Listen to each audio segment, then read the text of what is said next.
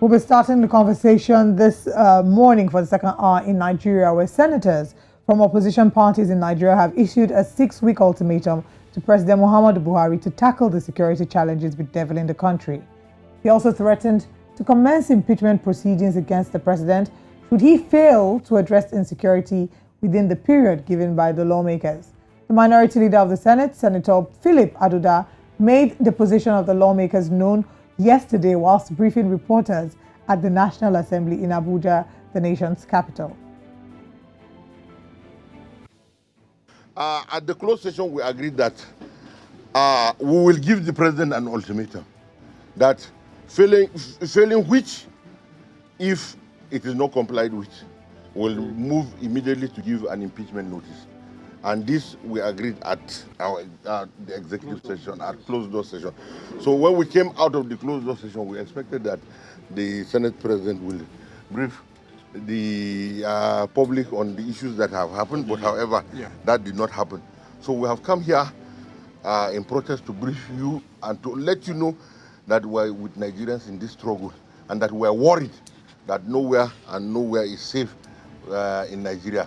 And as such, we have come out of the, we walk out of the chambers in protest that the security situation in Nigeria is deteriorating and urgent steps needs to be completely taken to ensure that these issues are curbed immediately.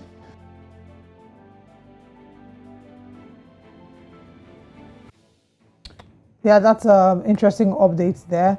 And we, of course, will be looking into the details of the story. One, there have been several reactions. How is the Senate able to mandate the president to end the security challenges in 6 weeks, which is something we've been battling for a while? Why are they speaking now? And is there really any impact that the statement will make? Absolutely, and of course, 6 weeks, a lot more, damage can be done in 6 weeks. It's quite some time to be given, the presidency or the executive. A lot of people from comments that I saw yesterday, are saying 6 weeks, it's quite a while. That's more than a month. But anyway, first we will be speaking with, a political analyst sometime this morning before the end of the show to give his thoughts on some of these things and see if the Nigerian Senate is, doing the right things, taking the right steps, or, just playing to the gallery. Because, of course, this is, for some people, it's too little, too late. The country has dealt with its own different levels of kidnappings and attacks and banditry and whatnot, so we're not sure. But before the briefing, the opposition lawmakers staged a walkout yesterday following a call to impeach President Muhammadu Buhari during Wednesday's plenary. Senator Aduda, just like you had on screen a few minutes ago, had raised a point of order asking the Senate President Ahmed Lawan to discuss the security situation in the country and the impeachment of President Muhammadu Buhari. But Senator Lawan, who presided over the plenary, declined the request of the minority leader, saying the point of order raised fell flat on its face. Of course, we're now joined this morning by a political and public affairs analyst, Dr. Nemeka Obiariri. Good morning. Thanks for joining us. Good morning. Thanks for having me. Very interesting development. For some people, it's a little too late. For some, the Senate is playing to the gallery, and others, maybe agree with Senator Ahmed Lawan that, this is, a waste of time. Let's get your thoughts on all of this drama. It's a little too late, but it's not too late. The truth remains that this call will have happened years back. APC had no business coming back to Aso Rock in 2019 after the 4 years disaster that happened between 2015 to 2019. It's very obvious there is no government in Nigeria. With what is happening, just close your eyes and imagine an Olusegun Obasanjo as president of Nigeria or an Abacha as president, and the terrorists open their mouth and say that they will kidnap the sitting president, and by now they will not have been flattened out. It's not possible. Abacha told us that if insurgency lasts more than 48 hours, then those in government have a hand in it. And it's very obvious with what is happening. I feel so sorry for the average Nigerian, and everything here is going south. A country that is not at war, 2 million people in IDP camp, Abuja under siege. There is no part of Nigeria that is safe. One of the cardinal objectives of any government in power is to protect lives and properties. Tell me, economy is in terrible shambles, forest is monetary instability everywhere, and if there is no semblance, and if emergency measures are not taken, how can you, as a commander-in-chief, you will give order, 2 weeks, do this, they won't do it, and those who are still in charge are still in charge.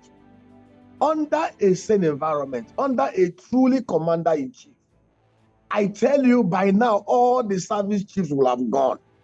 All those in charge of our agencies will have gone. This is a country where, imagine an Obasanjo as a president, and then bandits will go to police division, sack the first one, sack the second one, sack the third one, and yet people are returning their positions.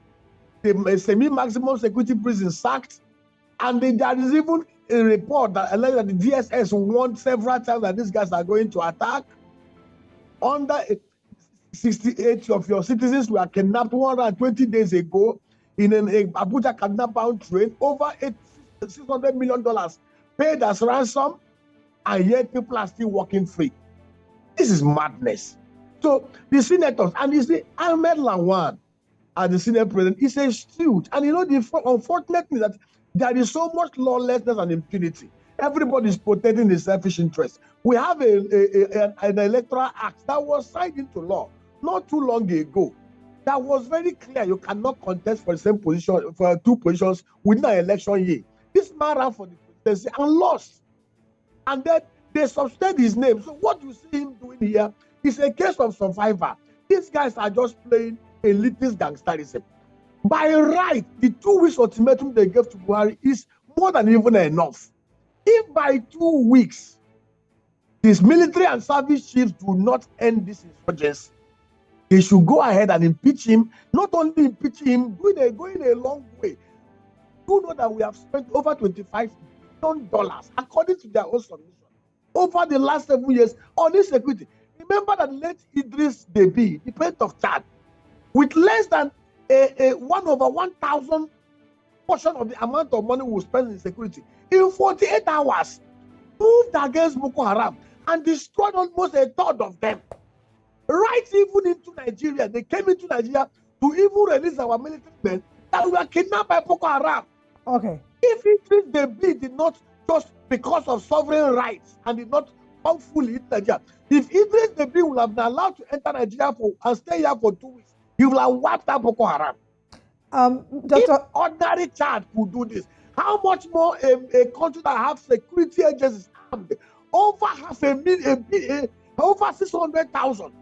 We have aircrafts, we have fighter jets, we have everything, all the ammunitions. But our military boys, paramilitary boys, are being sabotaged because even from submissions of T.Y. Danjuma, Obasanjo, very top people to the highest are in glove with these insurgents. All right, Dr. Onemeka, talking about deadlines and ultimatums, we know that even the president himself has given the Academic Staff Union of Universities several ultimatums. We've heard and taken top stories here on the show where he would say to them to end the strike now, but nothing has been done. Now we see that the Senate has given the president an ultimatum. Do you think, or from what you can observe, what's your thoughts on this? Do you think that the president will stick to this ultimatum? And if he's not able to meet the ultimatum and is impeached, what will that mean for Nigeria and Nigerians? There is nothing will happen. Heavens will not fall. Over 200 million Nigerians cannot be sacrificed because of the greed, the wickedness, the incompetency of the few elitist gangsters, those I call political bandits in the corridors of power in Abuja. For 6 months now, our children are at home. What was the request? ASU is asking for just ₦1 trillion agreement that the government signed onto willingly.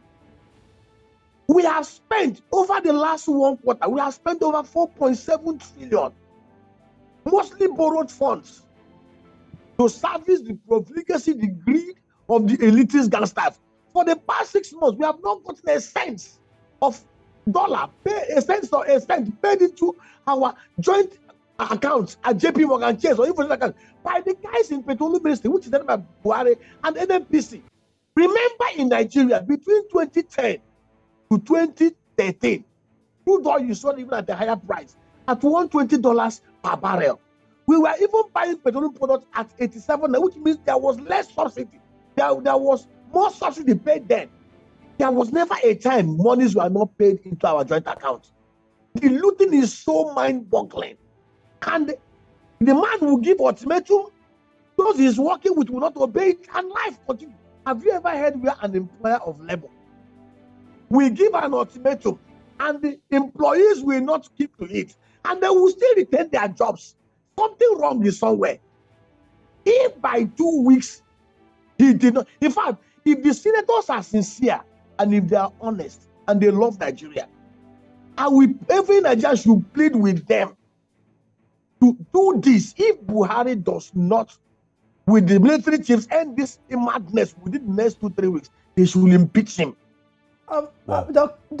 Nemeka, do we have the capacity to be able to fund some of these means? We talk about ASU and ASU's demands. Unfortunately, the government has not yet been able to come through with its own promise. A few days ago, we talked about the show. We talked about how our revenue has surpassed debt servicing. First quarter of this year, a lot of our revenue has been channeled into debt servicing. We might not be financially stable. We're seeing the naira falling against the dollar.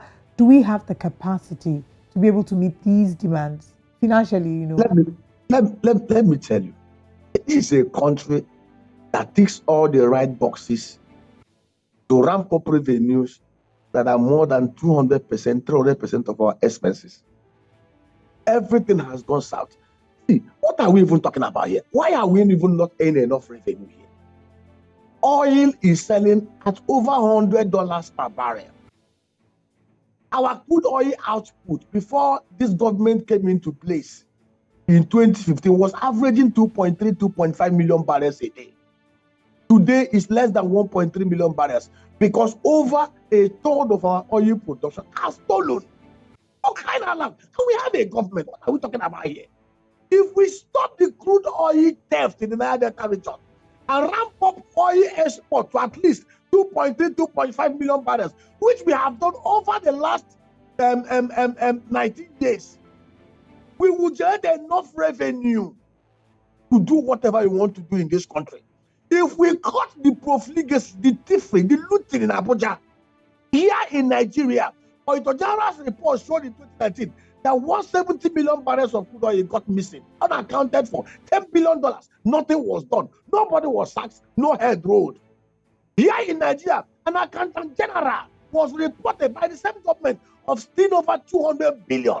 Only God knows what those around him stole for him to. He cannot work alone. In this country, we are expending, borrowing on nothing. We borrowed over $100 billion under this government. 24 trillion of them by way of means at the CBN. Where are all these monies? If we can cut down the stealing and looting Abuja, including our crude oil theft, we would generate more than enough money to sort out ASU's problem and end this rate of impunity.